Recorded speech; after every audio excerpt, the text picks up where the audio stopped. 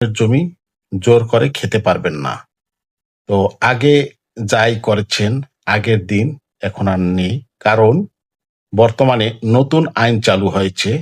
২০২৩ সালের ভূমি অপরাধ প্রতিরোধ ও প্রতিকার আইনের ৭ ধারায় আপনি বিরুদ্ধে যদি মামলা করে থাকে তাহলে আপনার ২ বছরের কারাদণ্ড এবং অর্থদণ্ড, আদালত ইচ্ছা করে ২ বছরের কারাদণ্ড এবং সাথে অর্থদণ্ডও দিতে পারে।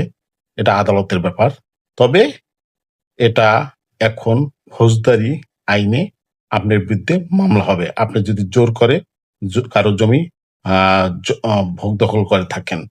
হ্যাঁ, আপনার নামে কাগজপত্র নাই, আপনি জোর করে কারো জমি ভোগ দখল করে আছেন, আপনার বিরুদ্ধে এই ২০২৩ সালের ভূমি অপরাধ প্রতিরোধ ও প্রতিকার আইনের ৭ ধারায় মামলা করলে ওই জমি আপনাকে ফেরত দিতে হবে এবং কি আপনার ২ বছরের কারাদণ্ড ভোগ করতে হবে।